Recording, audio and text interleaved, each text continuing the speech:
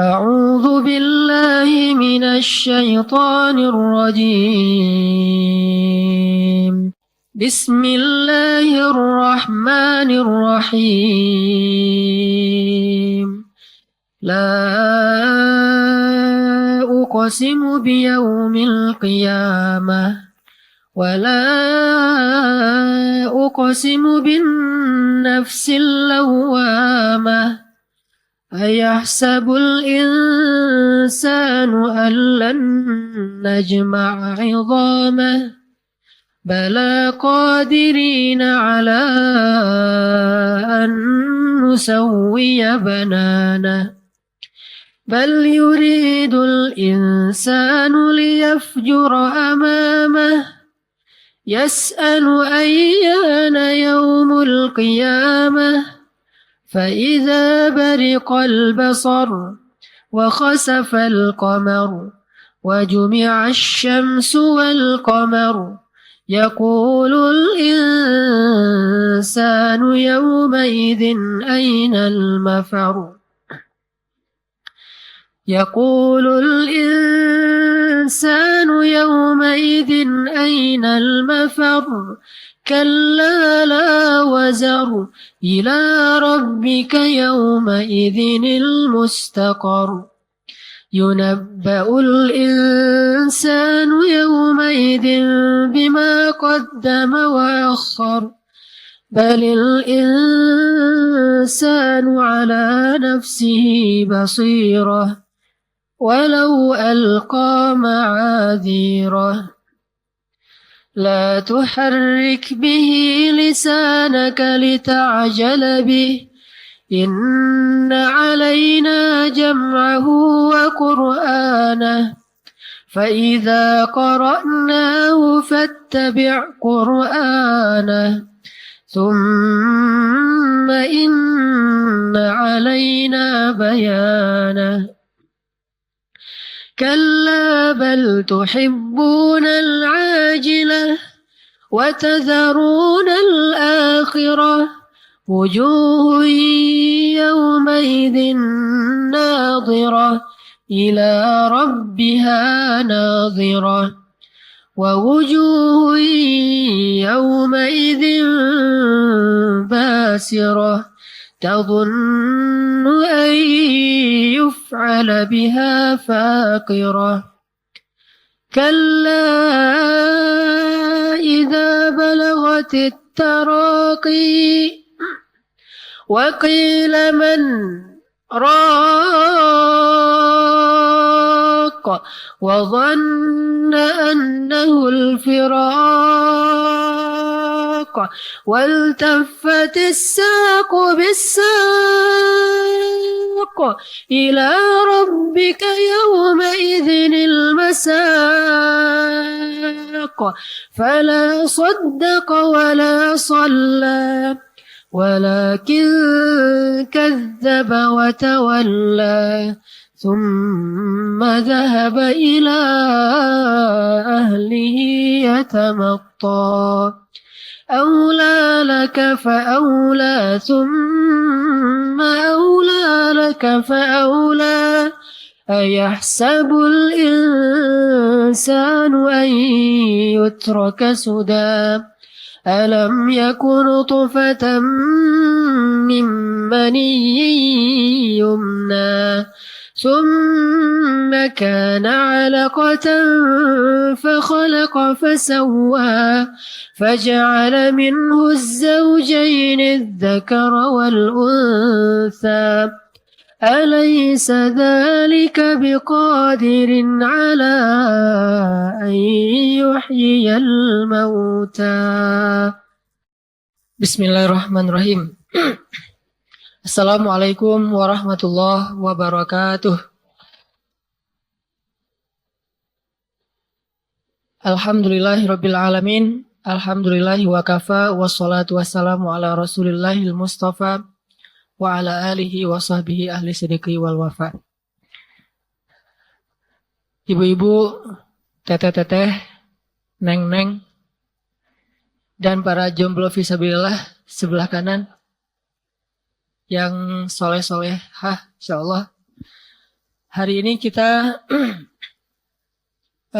coba renungkan sebagaimana tema kajian kita hari ini tentang bagaimana menjemput akhir yang indah. Bagaimana menjemput ajal dalam keadaan husnul khatimah. Karena itu adalah penentu banget buat kita dan nasib kita nanti di akhirat. Jadi kalau misalnya selama hidup kita serius beramal solih, tapi kita nggak serius untuk memikirkan akhir hayat kita, bisa jadi semua amal solih kita sepanjang hidup, kalau akhir hayatnya dalam keadaan pas lagi drop-dropnya iman, maka nanti keadaan kita di akhirat itu seperti di akhir hayat kita, bukan seperti sepanjang hidup. Artinya keadaan kita di akhirat sangat ditentukan oleh keadaan kita di akhir hayat. Itulah penentunya. Kalau akhir hayatnya baik, walaupun sepanjang hidup mungkin banyak keburukan, maka di akhirat dia digolongkan orang-orang yang baik. Kalau akhir hayatnya buruk, walaupun sepanjang hidupnya berbuat kebaikan, maka digolongkan di antara orang-orang yang buruk amalnya. Jadi akhir hayat itu penentu banget buat kita. Sama kayak kita ikut, kalau kita lagi di sekolah. Nggak tahu ya, pas ujian harian, misalnya kita selalu dapat nilai bagus. Pas dikasih kuis di kampus atau di sekolah selalu dapat nilai bagus. Tapi pas menjelang ujian, kita kayak ujian nasional gitu kan. Pas ujian nasional sakit. Kelas 1 ranking 20 lah. Ranking 2 dah. Kelas 1 ranking 2, ranking 1, ranking 2, ranking 3. Pokoknya 3 besar aja. Sampai kelas 3 atau sampai kelas 6 kalau anak SD. Tapi pas ujian nasional sakit, jadi nggak belajar. Akhirnya dia paksain ikut ujian dalam keadaan meriang. Dia jawab asal-asalan karena kepalanya juga pusing. Maka nilainya di ijazah seperti hari dia ujian. Bukan seperti 6 tahun dia di sekolah. Kayak gitulah hidup.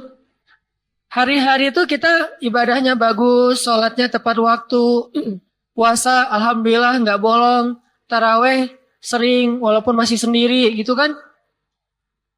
Buka puasa juga Masya Allah sunnah banget korma walaupun belum disuapin masih makan sendiri. Gitu. Sahur juga masih sendiri tapi insya Allah sahur terus gitu kan, sahur berkah nih. Begitu akhir hayat berubah. Akhir hayat justru misalnya diuji dengan sakit yang parah. Terus nggak sabar dengan sakitnya. Ada teman godain dia bilang, tuh ada kayak orang pintar gitu, kalau berobat ke sana dipindahin tuh penyakit dari tubuh kita ke hewan katanya. Dan banyak yang udah berhasil. Kamu tinggal bawa maharnya, ayam putih, ayam hitam, dan beberapa pernak-pernik lah. Karena dia udah gak sabar dengan sakitnya, dia berangkatlah ke orang pintar, dukun. Dan pulang dari sana, entah sembuh entah enggak, pokoknya dalam waktu 40 hari amalnya ditolak. Dalam waktu 40 hari. Dan kalau itu ada syiriknya, berarti dia sudah musyrik. Meninggallah dia dalam waktu 40 hari itu berstatus musyrik, semua amal dia sejak dia balik, gugur semuanya. Berarti kan yang menentuin akhirat kita akhir hayat, bukan sekarang. Walaupun sekarang kita nggak tahu kan, bisa jadi hari ini akhir hayat kita, besok dan seterusnya, sehingga terus beramal soleh. Cuman jangan bangga dulu kalau kita belum menutup usia, karena penentuannya justru ketika detik-detik ajal. Itulah penentuannya. Dan juga jangan suuzon kepada teman-teman kita yang mungkin belum hijrah, yang mungkin belum dapat hidayah, yang belum taubat misalnya. Apa ini? Masuk TV?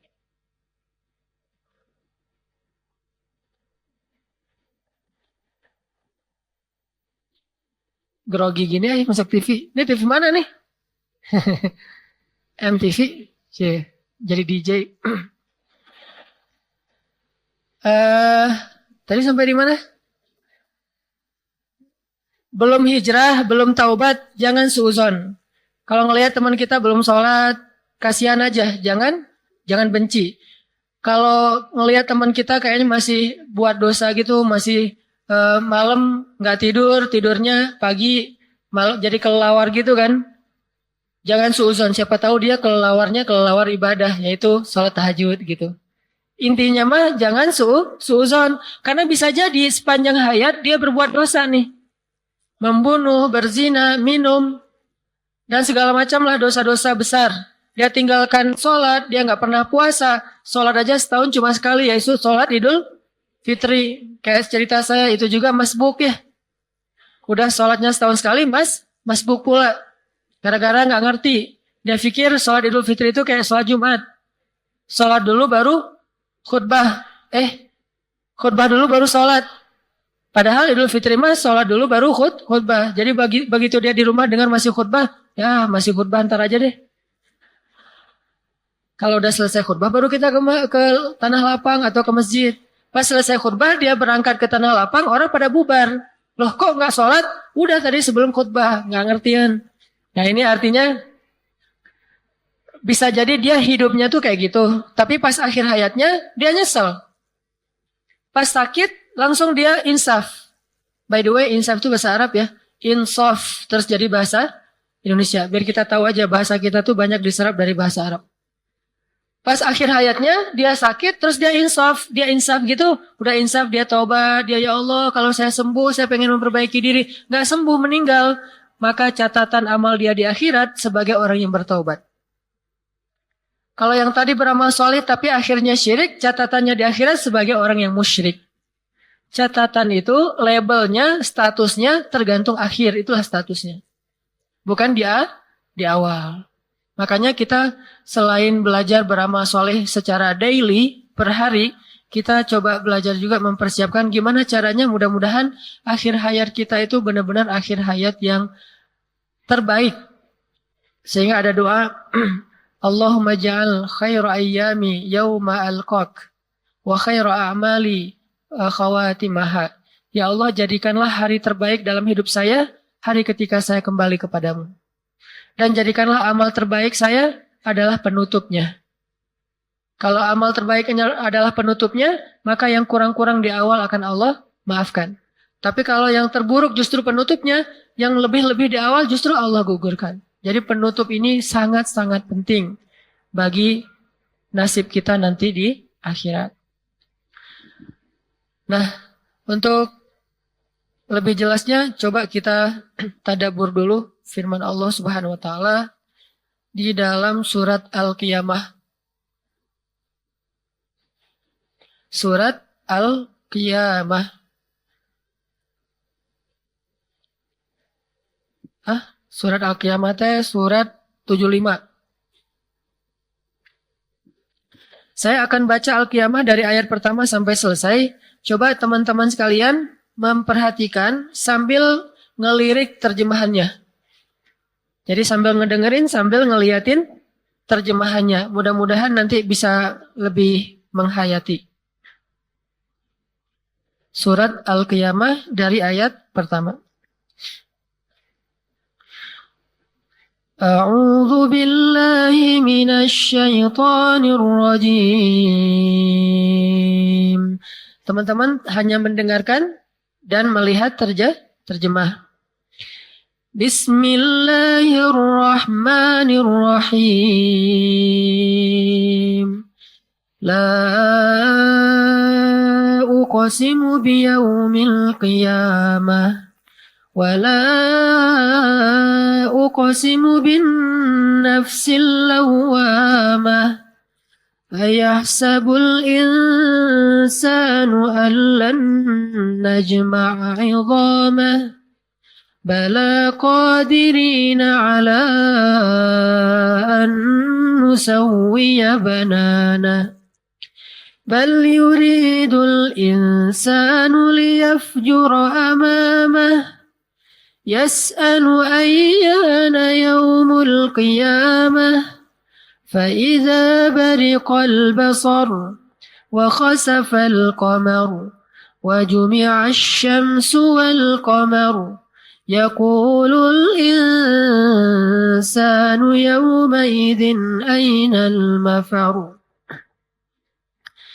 يقول الإنسان يومئذ أين المفر كلا لا وزر إلى ربك يومئذ المستقر ينبأ الإنسان يومئذ بما قدم وأخر بل الإنسان على نفسه بصيرة ولو ألقى معاذيره لا تحرك به لسانك لتعجل به إن علينا جمعه وقرآنه فإذا قرأناه فاتبع قرآنه ثم إن علينا بيانه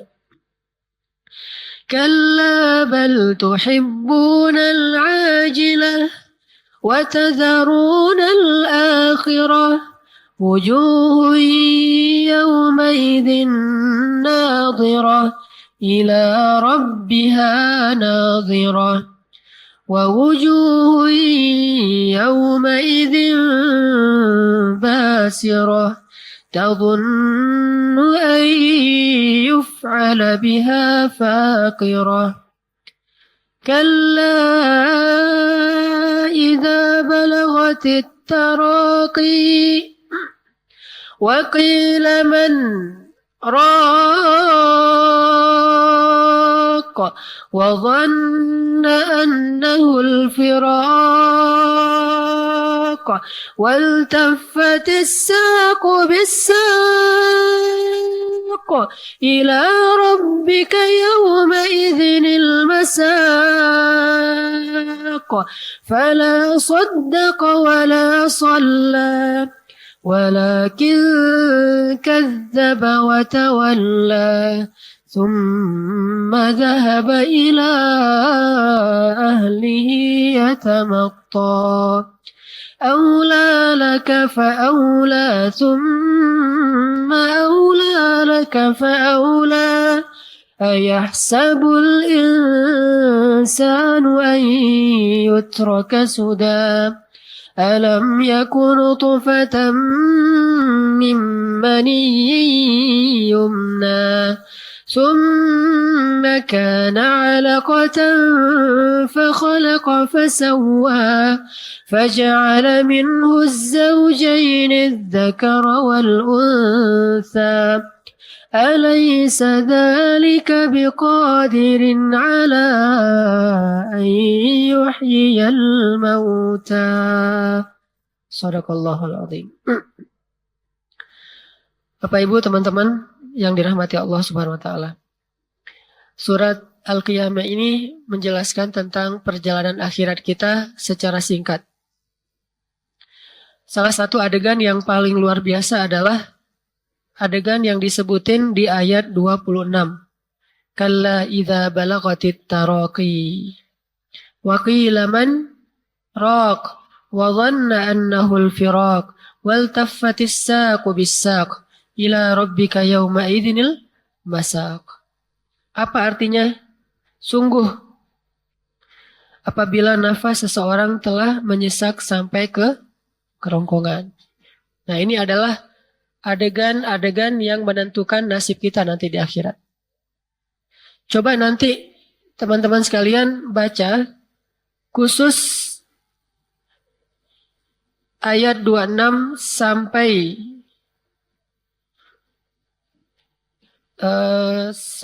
ayat 35, satu paragraf kecil ini dari ayat 26 sampai 35, terutama 26 sampai 30 itu diulang-ulang sambil dirasain bahwa kita tuh akan ngalamin proses yang disebutin di ayat ini.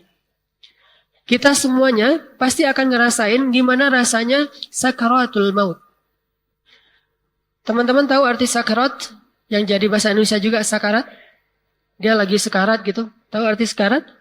Sekarat itu dalam bahasa Arab artinya sakit banget. Arti sekarat dalam bahasa Arab sakit banget. Kalau sakit biasa namanya marot. Kalau sakit yang masih bisa diobatin namanya marot. Atau namanya il. Terus jadi bahasa Inggris il. Terus ditambah jadi ilfil. Itu bahasa Arab yang diinggriskan. Terus jadi di Indonesia kan versi kekinian, ilfil. Kalau yang sakitnya biasa, biasa banget kayak cuma sekedar kegores dikit, kecubit, itu il. Kalau sakitnya agak parah, harus dirawat, namanya marot. Kalau sakitnya nggak ada obat, namanya sakarot.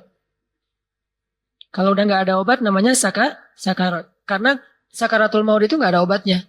Mau dia keliling dunia, dia berobat di tempat yang paling mahal dengan hartanya pun gak bisa sembuh kalau udah sakarat. Malah ada orang yang justru karena dia punya uang, dia berobat dengan teknologi canggih, sakaratnya lebih lama. Ada orang yang karena gak punya duit, akhirnya dia gak bisa pakai alat-alat canggih, sakaratnya lebih cepat. Tapi kita gak tahu ya, yang mana yang sakarat, mana yang marat. Kita hanya berikhtiar aja. Jangan sampai ketika ada yang sakit, udah lepas aja lah alat-alatnya, itu mah sakarat. Belum tentu kan? Bisa jadi pas dia seminggu pakai alat itu, setelah itu sembuh. Jadi sadar lagi, terus jadi sehat lagi. Tapi bisa juga seminggu, sebulan, bahkan ada yang setahun, itu sakarat terus. Terus gimana dong? Kita nggak perlu cari tahu. Kita hanya berlindung kepada Allah dari sakarat yang sulit. Karena Allah lah yang mentakdirkan dia pakai alat atau enggak. Bisa jadi dia orang kaya, tapi pas dia sakit, ada aja cara Allah untuk buat dia nggak usah pakai alat. Akhirnya dia meninggal dalam hitungan jam. Udah aja sakaratnya nggak lama. Bisa jadi dia orang miskin, tapi pas sakaratnya lama. Kenapa? Alatnya dari mana? Ada yang kasihan, akhirnya dibayarin biaya obat sakit segala macam, malah bisa setahun dia pakai alat kayak gituan. Karena kita nggak tahu mana yang marat, mana yang sakarat. Kita hanya ikhtiar yang terbaik. Kayak misalnya ada orang tua kita sakit. Kata dokter, ini kalau diangkat nih, dicabut nih alatnya, kayaknya udah selesai. Nah, tergantung keluarga, mau dicabut atau mau dibiarin. Kita kan pengennya yang terbaik ya. Ya udah nggak apa-apa, selama masih mampu mah, pakai aja terus alatnya. Nah, kita nggak tahu itu marat yang kelak nanti akan sembuh, atau itu sakarat. Kalaupun itu sakarat, setelah sebulan dia pakai alat kemudian meninggal juga, kita husnuzon. Karena kalau kita ngelihat seorang muslim sakaratul mautnya susah, apa husnuzonnya? Mudah-mudahan itu kesusahannya yang terakhir. Setelah itu jadi mudah. Kalau kita ngelihat seorang muslim sakaratul mautnya mudah, kita husnuzonnya mudah-mudahan itu kemudahan yang awal. Setelah itu semakin mudah. Jadi nggak ada celah buat kita suuzon sama saudara kita. Jangan sampai ada saudara muslim yang lagi sakaratul maut itu kayak berat banget gitu. Sampai wajahnya kayak matanya melotot. Kan ada yang meninggal sampai nggak bisa nutup mata gitu ya. Nah, di situ ada amanah dari Allah kepada yang melihat untuk menjaga rahasia. Gak boleh kita ngomongin bahkan kepada pasangan kita. Pak, tahu nggak Pak? Tadi kan Mama ngelihat tetangga yang meninggal. Itu Mama ikut mentalkinkan. Dan Masya Allah Pak, dia pas meninggalnya nggak bisa nutup mata. Itu kenapa ya Pak? Nggak boleh cerita itu. Karena siapa yang membuka aib saudaranya, nanti Allah buka aib dia di akhirat. Masa kita mau kayak gitu nanti pas akhir hayat kita, kebuka juga aibnya oleh orang lain? Kan kita nggak mau banget. Makanya kalau kita ngelihat ada orang meninggal, ada adegan yang agak-agak nggak biasa, tutupi aib dia. Dengan husnuzon. Kalaupun adegan itu kayaknya nggak pantas banget, kayak aib banget, kita husnuzonnya mudah-mudahan itu aib terakhir, kesusahan terakhir, derita terakhir yang dia alamin sebagai kifarat dosa. Setelah itu dia jadi mudah di akhirat.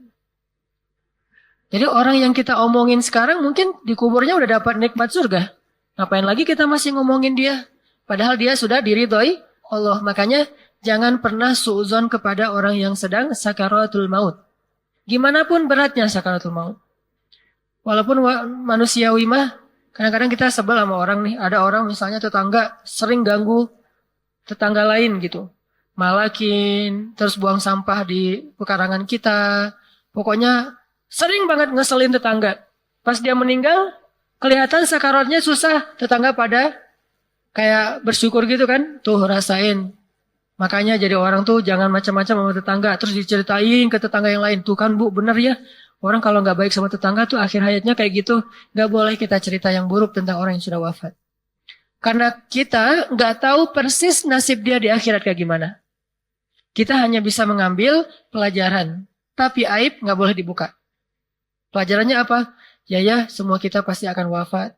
Gimana pun kita baik, meninggal. Jahat, meninggal. Sama aja. Orang baik meninggal, orang jahat meninggal. Kalau gitu mending orang baik aja. Kalau sama-sama meninggal. Nggak ada gara-gara dia jahat, gara-gara dia banyak pengikut, gara-gara dia orang yang berkuasa, terus nggak meninggal-meninggal. Nggak. Fir'aun kurang berkuasa apa di muka bumi? Kalau Allah menyebutkan raja di muka bumi paling hebat itu cuma ada 3, Bu. 1 mumin, 4. 2 mumin, 2 kafir. 4 raja terhebat di muka bumi. 1 Sulaiman, 2 Dzulqarnain, 3 Fir'aun, 4 Namrud. Cuma 4 raja itu yang paling hebat di muka bumi. Yang lain, mau Romawi, Persia, segala macam, nggak ada yang sedahsyat 4 orang ini.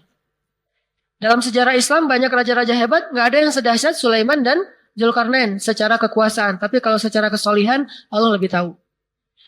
Begitu juga raja-raja yang zalim, Persia, Romawi di masa dulu yang membunuh banyak orang, nggak ada yang lebih zalim daripada Namrud dan Firaun. Toh 4 raja ini semuanya wafat. Yang paling baik wafat, yang paling jahat juga wafat. Sehingga kita ambil pelajarannya aja dari adegan sakaratul maut. Nah, coba baca ayat yang tadi, ayat 26 sampai 30, nanti di rumah masing-masing pas tahajud terutama. Kan kalau tahajud mah boleh buka mushaf kan ya? Kalau saya suka pakai mushaf yang di handphone misalnya, kalau di Quran kan agak-agak rempong gitu kan, kalau di lembaran kan, kalau di handphone tinggal gini doang. Terus bisa dapat 15 juz gitu ya. 15 malam maksudnya, 1 malam 1 juz. Kita baca, nah coba nanti pas tahajud, sesekali kalau nggak hafal surat Al-Qiyamah, buka handphone. Tapi ini hanya untuk sholat sunnah. Kalau sholat wajib, sebagian besar ulama melarang. Kalau sholat sunnah, ulama membolehkan. Kita handphonenya dipegang, Allahu Akbar. Selesai Al-Fatihah, Al-Fatihah kan nggak perlu pakai handphone kan? Masa Alhamdulillah. Terlalu manja ya, Al-Fatihah pakai handphone. Udah selesai Al-Fatihah terus dibuka, baca Al-Qiyamah. Sebelum baca Al-Qiyamah, sebelum sholat, jadi coba briefing diri kita dulu dengan baca terjemahan Al-Qiyamah. Lihat dan kayak tandain gitu ayat-ayat yang berkesan. Walaupun mudah-mudahan semua ayat berkesan, tapi ada kayak ayat misalnya di ayat 10. Yaqulul insan yauma idzin ainal mafar. Pada hari itu manusia bertanya, mau lari kemana? Kiamat kan ada 2 kan? Ada kiamat besar, yaitu kiamat bagi semua makhluk. Ada kiamat kecil, kiamat individu, kiamat personal, hanya beberapa orang yang ngalamin. Nah ketika kita ngalamin kiamat kecil, kematian, kita bertanya, ainal mafar, mau lari kemana? Coba dari kematian. Gak ada orang yang bisa lari dari kematian. Pernah dengar ada nabi yang mencoba menghindar dari kematian, bukan lari ya, menghindar dari kematian? Nabi siapa? Nabi Idris. Nabi Idris menghindar dari kematian. Jadi pas malaikat maut lagi kayak ketemuan gitu sama Idris. Kalau kita mah kayak lagi apa? Janjian yuk ketemu di mana gitu. Ketemu sama malaikat. Jadi janjiannya para nabi itu sama malaikat. Kita hari ini nongkrong di mana? Sama malaikat. Nah kita mah sama manusia. Mereka janjiannya sama malaikat. Ketemu sama malaikat maut. Terus Idris request gitu sama malaikat maut. Malaikat boleh minta sesuatu nggak? Apaan? Boleh nggak ya minta tolong kepada Allah supaya Allah memanjangkan usia saya. Saya nggak mau meninggal dulu nih. Saya pengen berdakwah lebih banyak. Soalnya Nabi Idris paham masih ada beberapa negeri yang pengen didakwahin oleh Nabi Idris. Beliau kan orang yang sangat semangat berdakwah nih. Ngerasa masih ada beberapa tempat yang pengen didatengin. Sedangkan kematian sudah dekat. Makanya Nabi Idris minta ke malaikat, minta dong ke Allah. Kan malaikat yang tahu ajal seseorang. Kalau udah datang waktu ajal saya, minta dong ke Allah. Supaya Allah memanjangkan usia saya. Akhirnya malaikat pergi. Pas waktunya ajal Nabi Idris, datang nih malaikat. Idris, udah waktunya nih. Kata Idris, lah kok cepat banget? Kalau bahasa kita mah ya, boleh nggak ditangguhkan lagi, kata Idris. Duh, nggak enak kamu minta aja langsung ke Allah, kata malaikat. Malaikatnya nggak enak gitu sama Allah. Duh, saya nggak enak. Kamu aja sendiri langsung ke Allah deh, saya anterin gitu. Oh, bisa. Ya udah, yuk naik ke eh, langit dunia, langit ketiga. Naik langit satu, ketemu dengan Adam, naik langit kedua, ketemu dengan nabi-nabi yang lain, terus sampai ke langit ketiga. Pas sampai ke langit ketiga, terus Nabi Idris berdoa gitu ke Allah, malaikat maut datang lagi, kata malaikat maut, Idris, tahu nggak apa? Ternyata saya tuh selama ini bingung. Hah? Bingung gimana? Malaikat bisa agak bingung gitu kan? Saking rahasia Allah kan? Saya bingung selama ini. Bingung kenapa wahai malaikat? Gini, Allah itu ya mentakdirkan Nabi Idris itu nggak boleh dicabut nyawanya di dunia, harus dicabut di langit. Jadi takdir Nabi Idris cabut nyawanya nggak boleh di bumi, harus di langit. Nah saya bingung gimana ceritanya manusia ke langit baru dicabut nyawa. Namanya manusia hidupnya di bumi, cuma Nabi Muhammad yang Isra Mi'raj. Saya bingung nih gimana cara nyabut nyawanya. Ternyata takdir Allah yang saya nggak ngerti. Kamu sendiri yang minta naik ke langit ketiga. Nah emang di sini tempat kita bertemu. Wah tahu gitu saya nggak akan naik ke langit gitu. Biarin aja di bumi. Malaikat. Malaikat aduh gimana nih naik dong Idris malas gitu. Ini mah gara-gara Nabi Idris naik sendiri ke langit ketiga. Dicabutlah nyawa Nabi Idris di langit. Satu-satunya manusia yang diangkat ruhnya dari jasadnya di langit cuma Nabi Idris. Makanya disebutin di surat Maryam. Wadhkur fil kitab Idris innahu kana siddiqan nabiyya wa rafa'nahu makanan 'aliyya. Kami angkat dia ke tempat yang tinggi yaitu langit ketiga. Coba mau lari kemana dari kematian? Justru ke tempat dia akan dicabut nyawa lah dia akan datang. Gak mungkin kita menghindar. Ke tempat kita menghindar ternyata disitulah malaikat nungguin kita. Wah kayaknya ada malaikat nih di jalan, saya di rumah aja. Malaikat emang di rumah. Wah saya yang malas di rumah, pasti malaikat nungguin saya dari kemarin di rumah. Mending saya lari aja kemana gitu ke laut. Cari ombak misalnya ya, cek spot gitu. Ternyata di ombak. Kita meninggal, nauzubillah gitu ya. Ada yang, saya pengen menghindar aja dari malaikat, banyak-banyak berdoa aja di masjid. Supaya malaikat nggak enak kan nyambut nyawa orang lagi berdoa gitu. Ternyata emang Allah mentakdirkan dia meninggalnya lagi tilawah Al-Quran, lagi berdoa, lagi. Nggak bisa lari dari kematian. Kita bisa lari dari musuh, tapi tidak bisa lari dari malaikat maut. Kadang-kadang ada orang yang menghindar dari kematian dengan cara menghindari musuh. Padahal kematian itu bukan musuh, kematian itu malaikat. Dan dia mendatangi kita di tempat manapun yang telah ditentukan untuk kita. Sehingga Ali bin Abi Thalib pernah ditanya gitu sama seseorang. Kan Ali itu kalau berperang kayak nggak takut mati ya. Jadi kayak orang nyari mati, mana kematian? Disamperin tuh sama Ali, saking luar biasanya. Nggak pernah gentar sedikit pun Ali dalam berduel. Ditanya sama orang, Ali, kamu kok kalau perang itu nggak kayak orang nggak takut mati? Emang kamu nggak takut mati ya? Kata Ali, kematian mana yang harus saya takut? Kematian yang datangnya hari ini? Kalaupun saya di rumah, saya tetap akan mati. Atau kematian yang datangnya suatu saat nanti atau besok, sedangkan kalau hari ini pun saya berperang, saya tidak akan mati. Jadi itu udah pasti, mau saya gimana aja kalau udah ajalnya, fa idza jaa ajaluhu la yastakhiruna sa'atan wa la yastaqdimun. Kalau menurut saya itu agak-agak mirip dengan jodoh sih. Kita menghindar, dia juga. Cih. Kan ada orang yang kayaknya ilfil banget sama cowok itu gitu ya. Ya apaan sih cowok itu goda-godain kita aja. Terus kita kayak mancing-mancing, Neng kemana? Tahu gitu. Apa segala macam. Pokoknya dia ilfil banget, bete sama kita. Tapi ujung-ujungnya jadiannya sama siapa?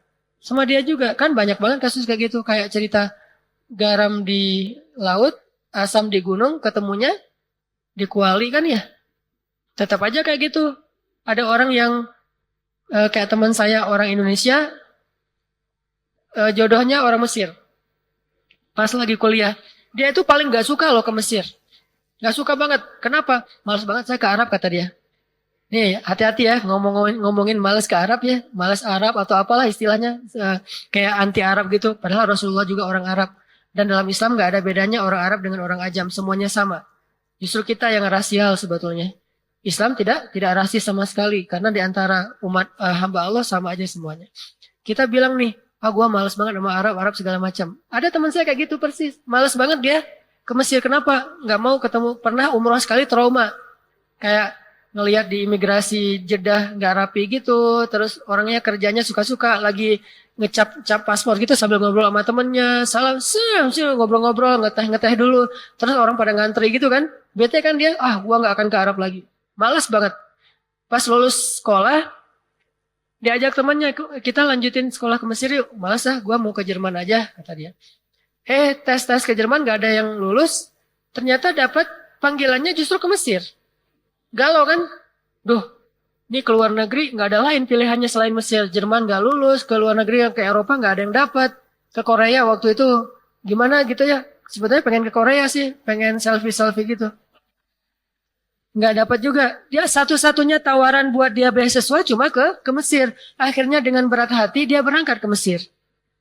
Orang yang dia hindari ternyata dia kecantolnya sama cowok Mesir. Kecantolnya sama seorang hafiz dari Mesir yang keren banget. Dan pas sekarang kalau ketemuan dia bangga gitu. Anak-anaknya tuh semua kayak bule-bule gitu. Arab versi Indonesia. Indonesia versi Arab. Yang rambutnya anak kecil kan. Rambutnya keriting-keriting. Hidungnya mancung. Mancungnya sampai saking mancungnya agak-agak miring gitu. Mancung banget lah pokoknya. Kulitnya putih. Pas kita jalan ke mall tuh semuanya pada pengen nyubit. Anaknya tuh mirip ayahnya semua. Gak ada yang mirip ibunya. Dia bangga gitu. Nah alhamdulillah ya saya dapat ini. Suaminya tuh nggak seperti orang Mesir yang lain-lain. Dia lembut, orang Mesir tapi lembut, hafiz Al-Quran, akhlaknya baik. Malah istrinya sering marahin suaminya, bukan suaminya yang sering marahin istri. Ini artinya jodoh, maut, itu takdir Allah. Gimana pun kita menghindar, kayaknya ke situ juga muaranya. Jadi udahlah, let it flow lah ya. Kita nikmati aja Ramadan, siapa tahu justru di masjid TSM ketemunya, atau di parkiran, atau lagi pas di mall gitu lagi makan suki time atau apalah. Salah meja gitu kan. Atau salah kresek kantong apa gitu-gitu deh. Standar lah ya. Ala-ala sinetron gitu. Nah ini semuanya Allah yang menentukan bukan kita. Begitu juga kematian.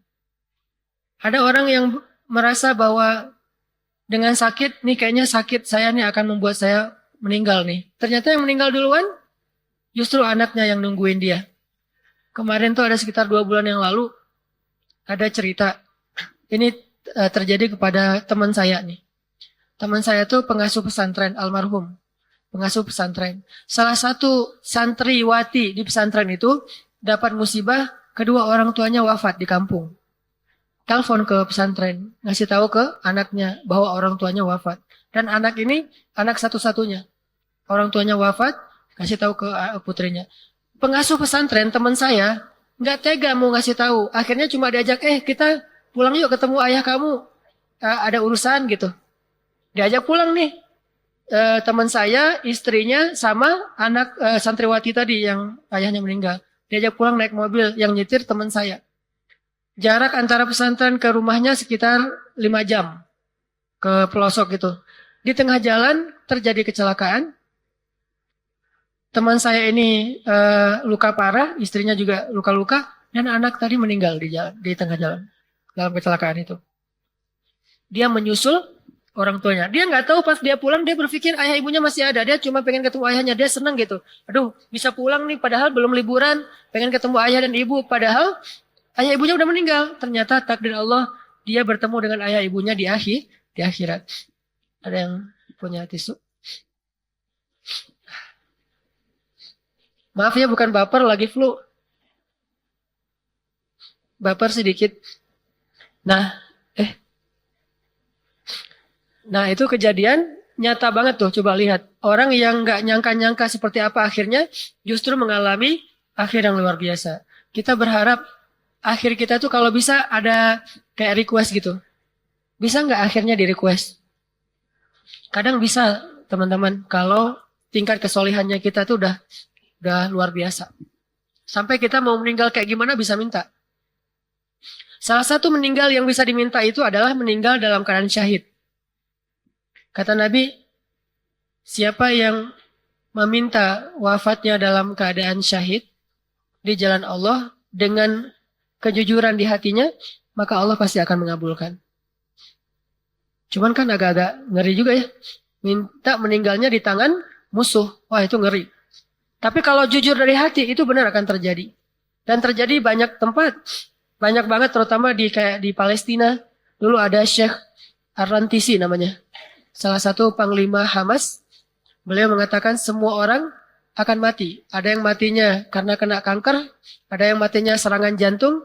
Ada yang matinya ditembak dengan Apache. Dan saya memilih kalau boleh matinya ditembak Apache. Meninggalnya persis matinya dibombardir oleh senjata helikopter Apache-nya Israel. Dia bisa request kematiannya. Syekh Ahmad Yasin. Semua orang akan mati dan akan menghadap Allah. Cuma dia yang bisa memilih, meminta seperti apa kematiannya. Dan kalau saya boleh memilih, saya ingin meninggalnya dalam keadaan terbunuh oleh musuh setelah selesai sholat subuh. Persis wafatnya Syekh Ahmad Yasin, habis sholat subuh berjamaah di masjid, keluar dari masjid baru di teras, ditembak oleh rudal Israel dan meninggal. Sampai kursi roda beliau, tubuh beliau hancur. Persis seperti yang diminta. Cuman meminta kematian yang kayak gini kan gak sembarangan orang bisa ya. Nah kita kayaknya, ya Allah yang nyaman-nyaman aja lah. Yang penting husnul khotimah gitu mah. Jangan sampai hancur lebur kayak gitu. Tapi kalau para pahlawan kita dulu, Sudirman dan para pahlawan-pahlawan kemerdekaan kita dulu, pasti mereka yang dicari itu justru. Sampai kayak di Aceh itu istilahnya, kalau di Aceh kan perang melawan penjajah namanya perang Sabi. Perang Sabi lillah. Yang sekarang berubah menjadi jomblo. Sabi lillah juga, sama-sama Sabi lah. Kalau dulu perang Sabi, sekarang jomblo Sabi. Gak ada hubungannya sih. Nah kalau kita pengen meninggalnya request, salah satunya meninggal dalam keadaan syahid. Kalaupun meninggalnya di atas tempat tidur, insya Allah tetap dapat pahala syahid. Asal jujur dari hati. Abu Bakar itu kurang soleh apa? Pengen banget meninggalnya syahid, tapi qadarullah meninggalnya di atas tempat tidur. Apalagi Rasulullah. Nah yang lebih parah lagi, Khalid tuh. Yang hampir setengah dari hidupnya itu ada di medan perang, tapi meninggalnya di atas tempat tidur. Sampai Khalid ketika sakaratul maut, sakit keras, dia kayak ngeluh gitu ke teman-temannya. Teman-temannya ini kan panglima militer semua. Jadi jenderal-jenderal bintang 4 pada ngumpul, pengen mengantarkan jenderal bintang 5 ke peristirahatan terakhir. Khalid lagi sakit keras. Kata Khalid, duh kenapa saya jadi gini ya? Kok saya yang hidupnya banyak di dalam peperangan, tapi meninggalnya di atas tempat tidur. Saya nggak rela banget, kata Khalid.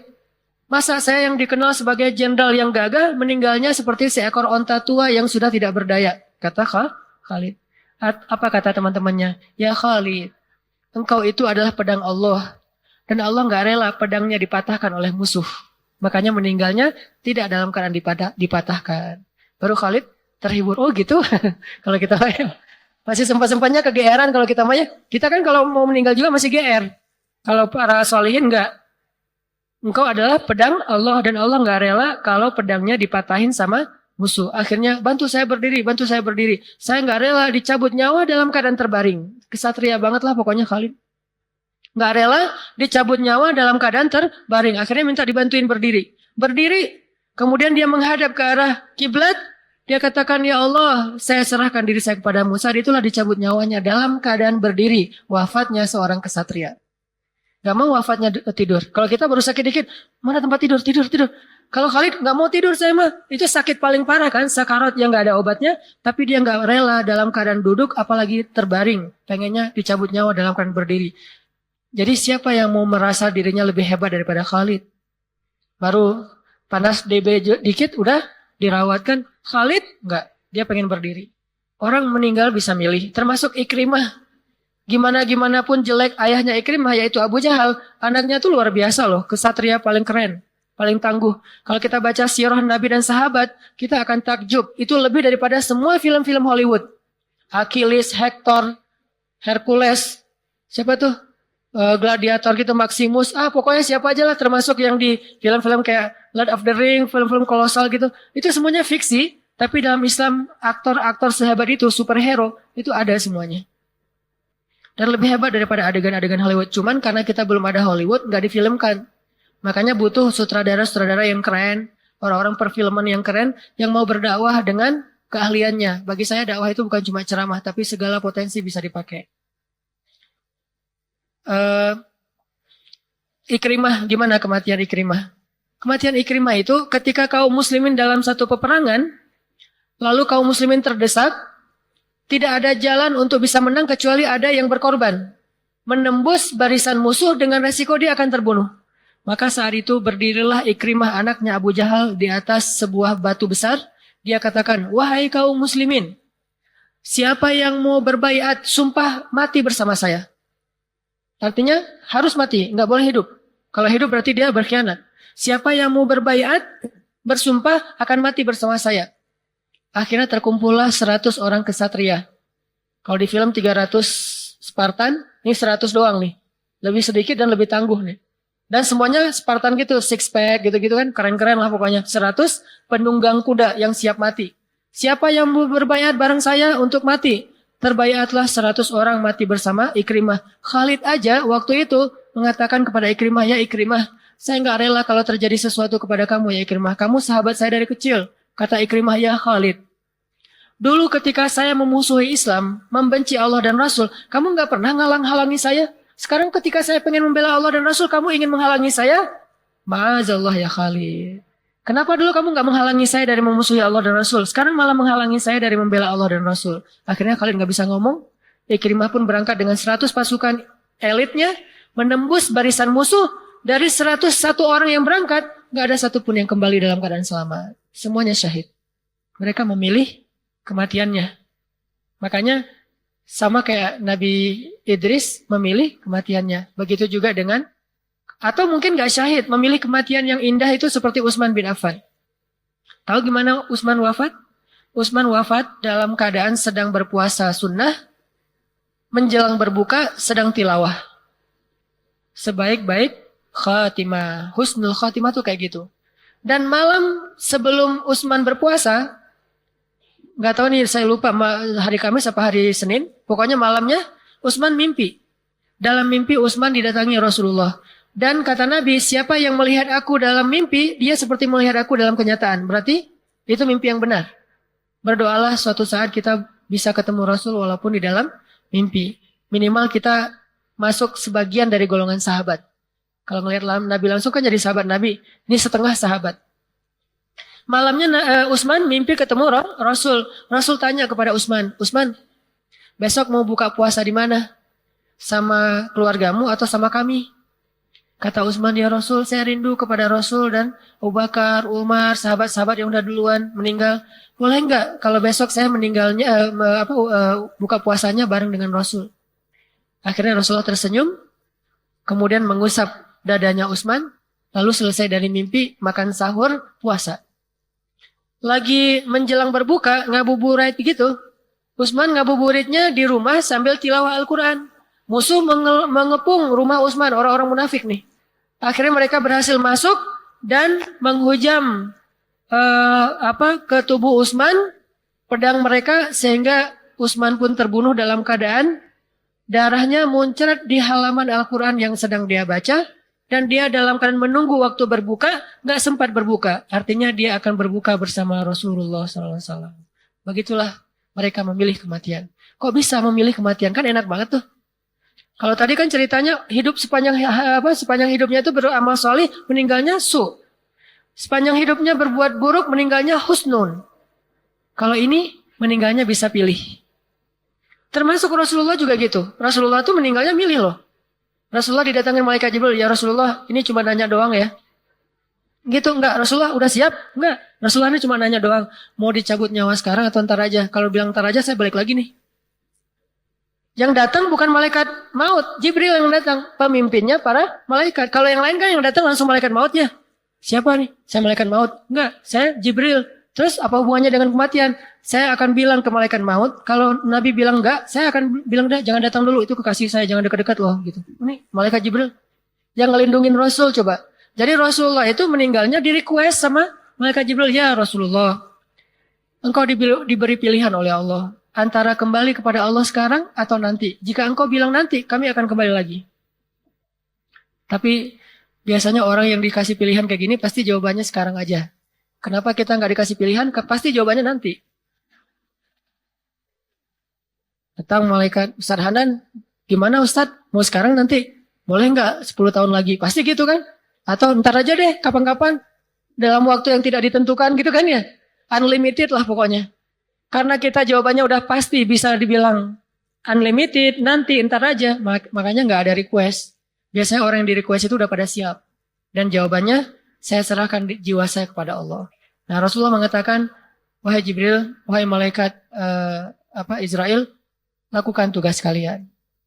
Beneran Rasulullah nggak mau nunggu dulu, nggak udah cukup kata Rasulullah. Akhirnya dicabutlah ruh Rasulullah secara perlahan.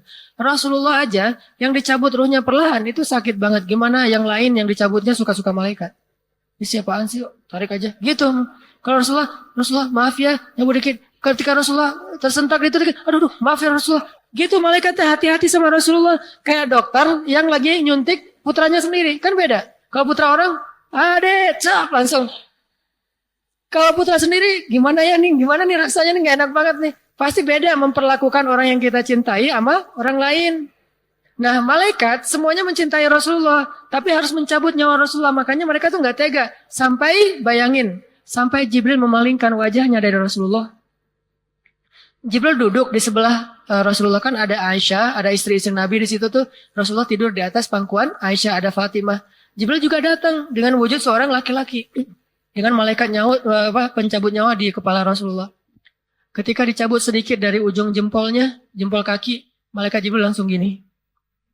Kata Rasulullah, ya Jibril, bencikah engkau untuk memandang wajahku ya Jibril? Coba. Kata Jibril, ya Rasulullah, saya nggak tega melihat wajahmu ketika dicabut nyawa. Karena itu pasti sakit banget. Coba. Saking sayangnya malaikat kepada Rasul. Jibril aja memalingkan wajah. Ya Jibril, pandanglah wajah saya ya Jibril. Kemudian Jibril melihat ke arah Rasulullah dengan tatapan. Mungkin malaikat nggak bisa nangis saja. Kalau bisa nangis, sudah nangis tuh. Tapi karena dia Jibril nggak bisa nangis, dia menatap dengan wajah yang sangat sedih. Empati banget sama Rasulullah. Sehingga Rasulullah mengatakan, ya Jibril, beginikah sakitnya dicabut nyawa? Ya Rasulullah, ya Jibril, kalau saya aja kayak gini sakitnya, gimana umatku ya Jibril? Gimana umatku? Masih mikirin kita coba. Saya aja yang dicintai Allah, yang kalian itu kasihan, malaikat pencabut nyawa tuh nggak tegaan, sakitnya kayak gini nih, kayak ditusuk-tusuk dengan 100 tusukan pedang gitu. Gimana umatku ya Jibril? Kemudian Jibril dipanggil oleh Allah. Ini Nabi lagi dicabut nyawa nih. Jibril sini. Kasih tahu oleh Allah. Turun lagi Jibril. Ya Rasulullah, tenang.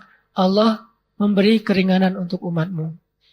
Alhamdulillah. Keringanan kapan ya Jibril? Ketika sakaratul maut. Selama mereka berselawat, kemudian bersyahadat, banyak-banyak beribadah, insya Allah Allah ringankan. Terus cabut lagi nyawa. Jibril, terus nanti di kiamat gimana umatku? Masih mikirin lagi. Nggak selesai, cuman sakaratul maut. Pas kiamat gimana? Dipanggil lagi oleh Allah, datang lagi. Nanti di hari kiamat Allah akan memberikan naungan kepada umatmu. Nanti pas pas di sirat gimana? Umatmu yang pertama masuk surga. Terus aja kayak gitu. Yang dipikirin umat. Coba kita kalau lagi sakit, ingat Rasul nggak? Lagi sehat aja malas ingat Rasul. Disebutin nama Rasul aja kita malas untuk berselawat. Padahal kalau disebutin Rasulullah kita bilang Sallallahu Alaihi Wasallam. Inilah adegan wafatnya Rasulullah SAW yang luar biasa. Makanya teman-teman yang dirahmati Allah, kadang kematian itu bisa request how-nya, tapi kapannya nggak bisa. Tapi bagaimana meninggalnya bisa request. Kalau kita pengen sampai ke derajat itu, teruslah berusaha, teruslah beramal soleh. Mudah-mudahan suatu saat nanti kita punya kelayakan untuk ditanya oleh Allah dan Rasul, walaupun lewat mimpi kayak Utsman. Ya fulan, besok mau gimana? Dan banyak loh kisah orang-orang soleh yang meninggalnya didatangi Nabi dulu. Dan dia bisa meminta kepada Allah dan Rasul. Dengan seizin Allah pastinya akan seperti apa akhir hayatnya. Nanti coba renungkan surat Al-Qiyamah, baca di dalam sholat. Terutama di ayat yang tadi 26 ya. 26 sampai 30 atau lebih utuhnya 35. Diulang-ulang tuh, rasain. Ayat itu lagi ngomongin ketika orang dicabut nyawanya. Ketika betis bertaut. Ketika waqilaman raq. Wa dhanna annahul firaq. Orang kalau udah lagi sakaratul maut, Bu, semuanya jadi sadar. Sekelas Fir'aun juga sadar. Orang semua kalau lagi sakaratul maut sadar. Tapi kesadaran waktu itu udah nggak berguna. Ketika sampai di sini, semua orang sadar. Makanya ketika sampai di sini, semua orang kayak jadi baik tuh. Pengen kembali ke dunia, pengen beramal solih. Sampai Firaun juga sempat ngomong, amantu bi Rabbi Musa wa Harun. Saya beriman kepada Robnya Musa dan Harun. Tapi udah nggak berguna lagi iman Firaun. Wa dhanna annahul firaq. Coba bayangkan, kita melihat anak kita, melihat keluarga kita, dan kita tahu akan meninggalkan mereka selama-lamanya. Mungkin ada yang meninggalnya, anaknya masih kecil, kayak di Suriah tuh. Seorang ayah dan ibu meninggal, anaknya pergi sekolah, rumahnya dibom. Anaknya pulang, orang tuanya udah meninggal. Tinggallah dia sebatang kara. Keluarga lain, sepupu-sepupu, semuanya udah habis satu apartemen. Tinggal sendiri, tinggal di pengungsian. Tinggal di camp-camp pengungsian yang umurnya baru 7 tahun, 6 tahun. Ada yang lebih parah lagi, yang tersisa cuma adiknya, yang berusia 2 tahun. Dan itu juga parah, kakinya harus diamputasi, kena bom sama orang-orang yang zalim. Sehingga dia harus merawat adiknya di rumah sakit sendiri. Kalau sekarang kita sakit, yang merawat kita kan keluarga besar. Teman-teman pada datang, ngejenguk, ngedoain, ngasih hadiah. Kalau di Suriah, sakit, yang ngerawatnya cuma kakaknya yang usianya 6 tahun, 7 tahun. Kakaknya jadi ayahnya, jadi ibunya. Adiknya 2 tahun yang lagi di rumah sakit. Cuma mereka berdua yang tersisa, sebatang kara. Makanya kita harus banyak bersyukur kepada Allah. Dan coba rasakan gimana ayat itu dalam kejadian kalau itu terjadi kepada kita. Mudah-mudahan dengan demikian kita akan lebih serius mempersiapkan akhir dari kehidupan kita. Dan pesan moral tambahan, setiap kali kita beramal solih, saya selalu nitip doain juga saudara-saudara kita di Suriah, di Palestina, di Rohingya, di Somalia. Betul bahwa yang masalah itu bukan cuma di sana, di Indonesia juga banyak. Tapi kalau dibandingkan masalah di Suriah dan Palestina dengan di Indonesia, jauh nggak ada apa-apanya masalah di Indonesia. Kita cuma lapar doang. Masalah kita cuma sakit. Masalah mereka itu luar biasa loh. Kita aja yang nggak pernah update, soalnya di media jarang diliput yang kayak gitu-gitu. Ada sapi kecemplung ke dalam got, itu diliput semua media. Giliran yang meninggalnya ribuan, bahkan sekarang udah lebih dari 500.000, hampir 1 juta, nggak diliput. Kecuali di sosmed kita yang saling menyebarkan supaya kaum muslimin paham apa yang sedang terjadi oleh saudaranya. Dan kalau dibilang itu menyebarkan kebencian, saya kira itu salah. Kenapa? Kita lagi ngasih tahu tentang kondisi saudara kita. Masa disebut menyebarkan kebencian? Kecuali kita menghujat orang yang lain. Kayak misalnya ada adik saya lagi ada masalah, terus saya kasih tahu ke saudara saya, dia lagi ada masalah, lagi sakit, kan saya bukan menyebarkan kebencian. Dan doakan saudara kita di Suriah, di Palestina. Kalau kita tahu gimana kondisi mereka luar biasa. Terakhir-terakhir malah beberapa tentara zalim itu menggunakan senjata-senjata kimia. Yang anak-anak kecil itu kejang-kejang gitu, udah disemprot pakai air juga belum sembuh. Terus pakai fosfor yang terakhir juga di Irak, di Mosul. Nah kita mah paling kalau demo pakai gas air mata aja udah kayak gimana dulu, pernah ada adegan demo pakai gas air mata sampai ada yang sesak nafas segala macam kan. Dan itu masih wajar. Gimana kalau pakai zat kimia? Jadi doain mereka, jangan egois, bahagia sendiri tapi nggak ingat kepada saudaranya. Kita udah bahagia, alhamdulillah, doain saudara kita di sana. Mudah-mudahan Allah berikan mereka kemenangan, kemerdekaan dari penjajahan zalim. Di Suriah merdeka dari presiden yang zalim seperti Bashar Assad dan gengnya. Di Palestina merdeka dari Israel yang zalim kepada kaum muslimin. Dan plus doain juga bangsa kita, mudah-mudahan bangsa ini dilindungi oleh Allah dalam keadaan aman. Itu aja yang bisa saya sampaikan. Barakallahu li wa lakum. Assalamualaikum warahmatullahi wabarakatuh. Ditutup doa. Kita tutup dengan berdoa kepada Allah. Hari ini hari Jumat, sedang berpuasa dan menjelang waktu Jumat. Bismillahirrahmanirrahim. Alhamdulillahi Rabbil Alamin. Hamdan yuwafi ni'amahu wa yukafi'u mazidah.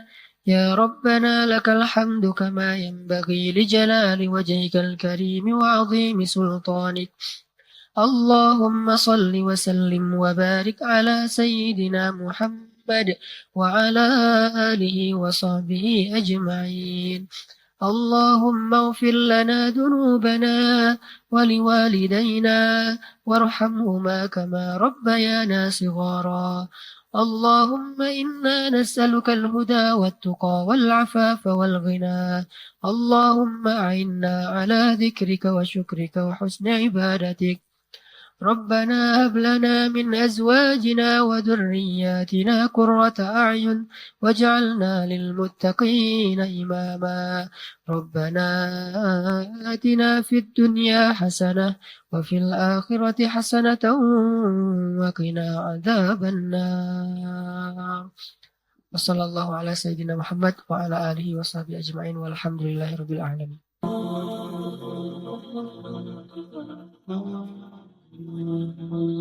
Orang gak bakalan kecewa kalau bersandar kepada Allah. Itu gak bakalan. Bahkan kita bisa bilang mustahil. Mustahil seseorang itu kecewa gara-gara berpegang, bersandar, menyerahkan dirinya kepada Allah. Itu mustahil. Bukan seperti itu sunnatullah. Karena siapapun yang berserah diri kepada Allah, maka dia telah berpegang kepada tali yang paling kokoh. Wa man yuslim wajhahu ila Allah wa man yuslim wajhahu ila Allah wa huwa muhsin faqad istamsaka bil urwatil wuthqa wa ila Allahi aqibatul umur. Siapa yang menyerahkan dirinya kepada Allah dan dia senantiasa berbuat baik, maka sesungguhnya dia telah berpegang kepada tali yang paling kokoh dan kepada Allah segala urusan dikembalikan. Jadi nggak ada orang yang kecewa kalau dia berpegang kepada Allah. Masalah apapun, masalah rezeki, masalah jodoh, terutama yang kedua. Kalau kita bergantung kepada Allah dalam urusan jodoh, maka insya Allah kita nggak akan kecewa. Mak comblang yang paling baik itu adalah Allah. Kalau mak comblangnya Ustadz, kadang-kadang ngecewain. Ustadz, ini CV saya. Oh ya, kriteria yang kamu cari seperti apa? Saya emang gak susah-susah Ustadz, standar-standar aja. Ya standar yang gimana? Yang tingginya 180, yang kulitnya bening, sampai kalau minum kelihatan airnya ngalir, transparan. Kemudian yang hidungnya seperti pedang, yang matanya seperti bidadari. Tahu mata bidadari? Besar dan sayu, tapi nggak gelok. Nah ini kriterianya. Terus kata Ustadz, kalau yang kayak gitu Ustadz juga mau gitu ya. Akhirnya pas ketemu Ustadznya duluan yang ta'arufan. Ini kalau mak comblangnya manusia. Tapi kalau mak comblangnya Allah jauh lebih meyakinkan dan gak bakalan kecewa. Dengan kriteria apapun, wahuwa ala kulli syai'in qadir. Dan kalau Allah menjanjikan yang baik akan ketemu dengan baik, pasti innahu la yukhliful mi'ad. Allah tidak pernah mengingkari janjinya. Masalah apapun, kita harus mengandalkan Allah. Coba deh, selalu ngandelin Allah. Bahasa gampangnya gini, udah tenang aja, ada Allah. Itu. Dan kalau kita sudah melibatkan Allah, la yudayya'akallahu idzan. Itu pasti, Allah gak bakalan ngecewain kamu. Kalau udah ngandelin Allah, ini gimana nih? Udah, tenang aja, ada Allah. Allah tidak akan mengecewakan.